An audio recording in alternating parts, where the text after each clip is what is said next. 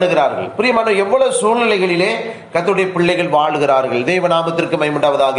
நம்முடைய ரட்சிப்புக்கு விரோதமாக இந்த உலகத்திலே பலவிதமான சக்திகள் என்ன செய்கிறது?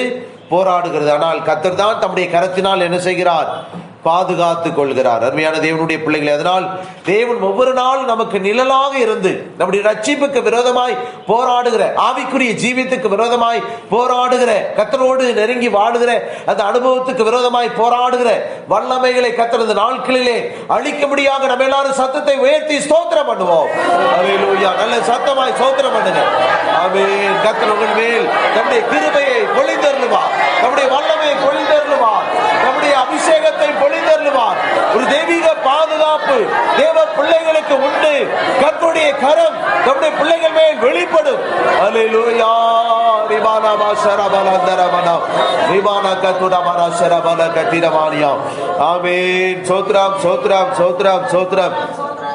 அருமையான தேவனுடைய பிள்ளைகளை, அதனால் நம்முடைய பிள்ளைகளுக்காக நாம் என்ன செய்ய வேண்டும்? அதிகமாக காலேஜுக்கு சென்றாலும் சரி, ஸ்கூலுக்கு சென்றாலும் சரி, அவர்கள் என்ன செய்யணும்? ஜெபம் பண்ண வேண்டும். பல நண்பர்கள் அவர்களை தீய வழிகளுக்கு என்ன செய்வார்கள்? இழுப்பார்கள். எல்லாம் பேச்சு தான். இது செஞ்சா தப்பு இல்லை. யாரை போல? சர்ப்பத்தை போல, பழைய பாம்பாகிய சர்ப்பத்தை போல. இது ஒன்றும் தப்பு இல்லை அப்படி என்ன செய்வார்கள்? சொல்லி கொடுப்பார்கள். நம்முடைய பிள்ளைகளுக்கு தீமையான காரியங்களை சொல்வார்கள். இது ஒன்றும் தப்பு கிடையாதுங்க, இதை செய்யலாம், இது கூட நீ செய்யலாம், அந்த உலகத்துல ஏன் பிறந்த அப்படி நம்முடைய பிள்ளைகளுக்கு தவறான காரியங்களை சொல்லி கொடுக்கிறவர்களாக இருக்கிறார்கள். ரொம்ப கவனமாக நம்முடைய பிள்ளைகள் காணப்பட வேண்டும். என்ன செய்ய வேண்டும்? ஆண்டவருடைய சமூகத்திலே தேவ பிள்ளைகள் பயந்து ஜீவிக்க வேண்டும். தேவ நாமத்திற்கு மகிமை உண்டாவதாக. நம்ம ஆண்டவரிடத்திலே நாம் கேட்க வேண்டும். எது நாம் செய்ய வேண்டியதாக இருந்தாலும், ஆண்டவரே என் வாழ்க்கையிலே இது நான் செய்யணுமா வேண்டாமா அப்படி சொல்லி நாம் கர்த்தரிடத்திலே கேட்கக்கூடியவர்களாக இருக்க வேண்டும். சர்ப்பத்தினால் ஏவாள் வஞ்சிக்கப்பட்டது போல நம்முடைய மனதும் கெடுக்கப்படுமோ என்று பயந்திருக்கிறேன் என்று பரிசுத்த பவுல் சொல்லுகிறார். நம்முடைய மனதை கெடுக்க முடியாத இந்த உலகத்திலே நம்முடைய நண்பர்கள் என்ன செய்வார்கள்? பல துர ஆலோசனை கொடுப்பார்கள். நம்முடைய நண்பர்கள் தானே என்று சொல்லி நம்முடைய காதுகளிலே அதை நாம் கேட்டு நம்முடைய இருதயத்தில் அதை ஏற்றுக்கொள்ளக்கூடாது. நம்ம மிக கவனமுடையவர்களாக, ஞானமுடையவர்களாக நாம் என்ன செய்ய வேண்டும்? காணப்பட வேண்டும். நம்முடைய ரட்சிப்பின் அனுபவத்தை உடைக்க முடியாக, நம்முடைய ஆவிக்குரிய அனுபவத்தை உடைக்க முடியாக சாத்தான் பல தந்திரங்கள் வழியாக என்ன செய்வான்? கர்த்தருடைய பிள்ளைகளுடைய வாழ்க்கையில பிரவேசிக்கக்கூடியவனாக காணப்படுகிறான். அதனால் தேவன் தம்முடைய பிள்ளைகளை தம்முடைய கரத்தின் நிழலிலே அவர் என்ன செய்கிறார்? மறைத்துக் கொள்கிறார். தேவநாமத்திற்கு மகிமை உண்டாவதாக. நாம் வாசிப்போம். ஏசாயா 49 அதிகாரம் 49:2 வாசிங்க. ஏசாயா 49:2.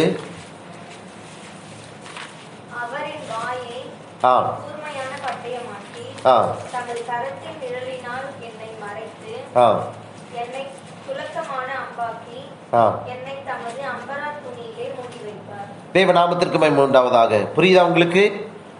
வாசிங்க இந்த வசனத்தை திரும்ப. அப்ப தேவ பிள்ளைகள் எப்படிப்பட்டவர்களா இருக்கணும்? கூர்மையான, என் வாயை கூர்மையான பட்டயமாக்குகிறார். எப்படி உங்களுடைய வாயிலிருந்து பட்டயம் வெளிப்படும்? அதான் திருவசனம். திருவசனம் தேவனுடைய பிள்ளைகளுக்குள் எப்பொழுதும் காணப்பட வேண்டும். நீங்க வெளியில போயிட்டு வருகிறவர்கள், படிப்பதற்கோ வேலைக்கோ மற்ற காரியங்களுக்கோ நீங்க போய் வரக்கூடியதான 6 நாட்களும் பல உலக காரியங்களிலே நீங்கள் ஈடுபடக்கூடியவர்கள். கர்த்தருடைய சமூகம், கர்த்தருடைய வார்த்தை உங்களுடைய வாழ்க்கையிலே ஒரு பட்டயம் போல் தேவனுடைய வார்த்தை உங்களுடைய வாழ்க்கையில இல்லாவிட்டால் பிசாசு உங்களை விழுங்கி விடுவான். உலகம் உங்களை ஏமாற்றி விடும். அருமையான தேவனுடைய பிள்ளைகளே, அதனால்தான் வேத வசனம் சொல்லுகிறது, கர்த்தருடைய பிள்ளைகள் திருவசனத்தினால் தங்களை என்ன செய்ய வேண்டும்? காத்து கொள்ள வேண்டும். வாய் திறந்து சொல்லுங்க. திருவசனத்தினால் நான் என்னை காத்துக் கொள்வேன்.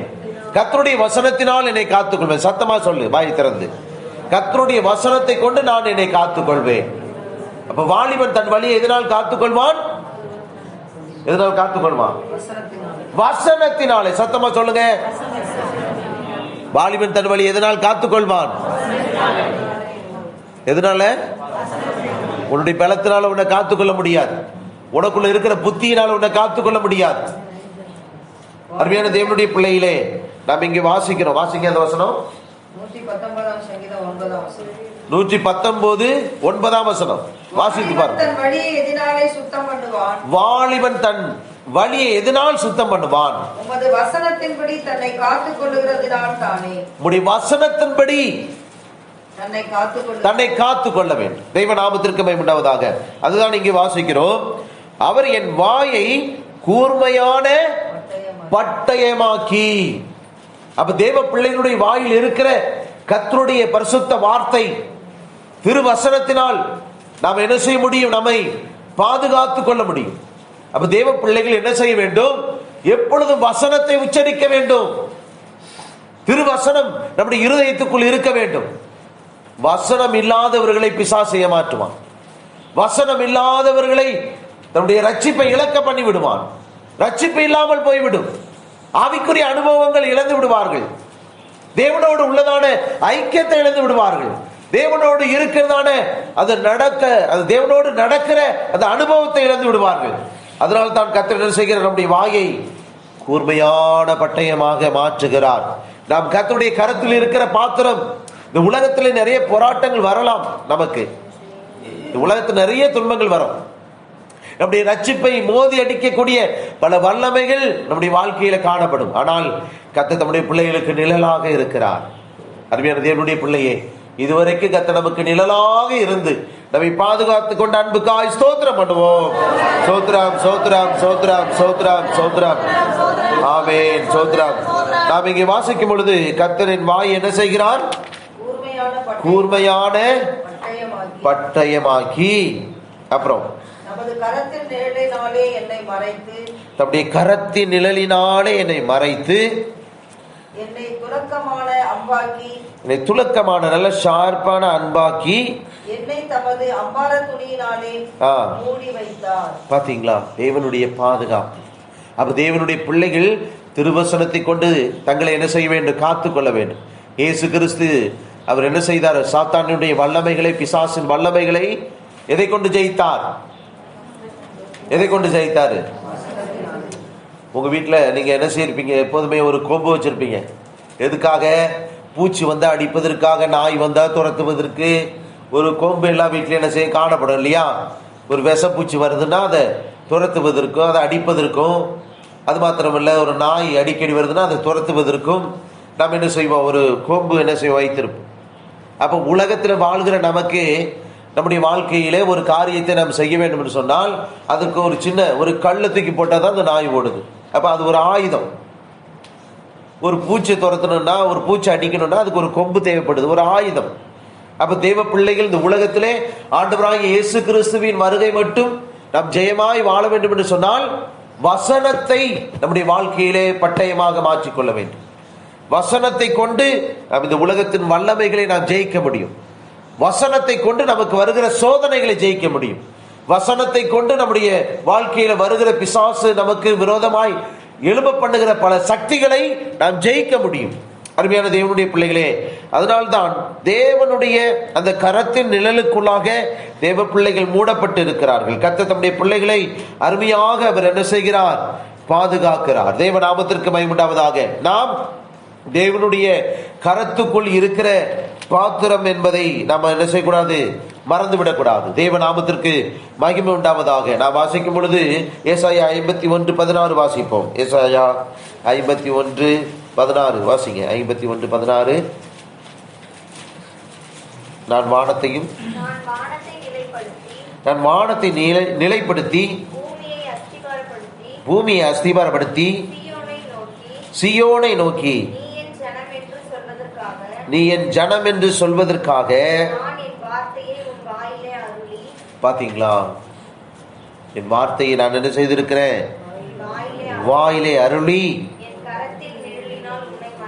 அல்லேலூயா. சத்தமாக ஒரு அல்லேலூயா சொல்லுங்க. அருமையான தேவனுடைய பிள்ளைகளே, நாம் இங்கே கவனிக்க வேண்டிய அந்த பிற்பகுதியை நாம் வாசிக்கிறோம். நான் என் வார்த்தையை உன் வாயிலே அருளி. அப்ப கர்த்தருடைய பிள்ளைகளுடைய வாயில் என்ன இருக்கணும்? கர்த்தருடைய வார்த்தை. அதுதான் கூர்மையான பட்டயமாக கர்த்தர் உன் வாயை மாற்றுகிறார். அருமையான தேவனுடைய பிள்ளைகளே, தேவன் நான் என் வார்த்தையை உன் வாயிலே அருளி என் கரத்தின் நிழலினால் நான் உன்னை என்ன செய்கிறேன்? மறைக்கிறேன். கர்த்தருடைய கரத்தின் நிழலுக்குள்ளாக தெய்வ பிள்ளைகள் பாதுகாக்கப்பட வேண்டும். நம்முடைய ரட்சிப்புக்கு விரோதமாய், ஆவிக்குரிய வாழ்க்கைக்கு விரோதமாய் இயேசுவை விட்டு பிரிக்கிற எந்த சக்திகளாக இருந்தாலும் தேவனுடைய வார்த்தையை கொண்டு நாம் எதிர்த்து நிற்க வேண்டும். நம்முடைய சுய பலத்தினால் பிசாசை எதிர்த்து நிற்க முடியாது. நம்முடைய ஞானத்தை கொண்டு எதிர்த்து நிற்க முடியாது. நம்முடைய திறமையை கொண்டு நாம் பிசாசை எதிர்த்து நிற்க முடியாது. உன்னை எப்படி வஞ்சிக்க வேண்டுமோ அப்படி என்ன செய்வான் பிசாசு? தன்னுடைய வார்த்தையை கொண்டு வஞ்சித்து விடுவான். அருமையான தேவனுடைய பிள்ளைகளே, அதனால்தான் தேவனுடைய வார்த்தை வல்லமை உடையது, பட்டயத்தை போன்றது. அதை கொண்டு நாம் என்ன செய்ய வேண்டும்?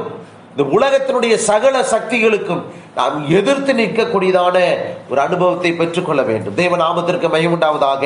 அருமையான தேவனுடைய பிள்ளைகளே,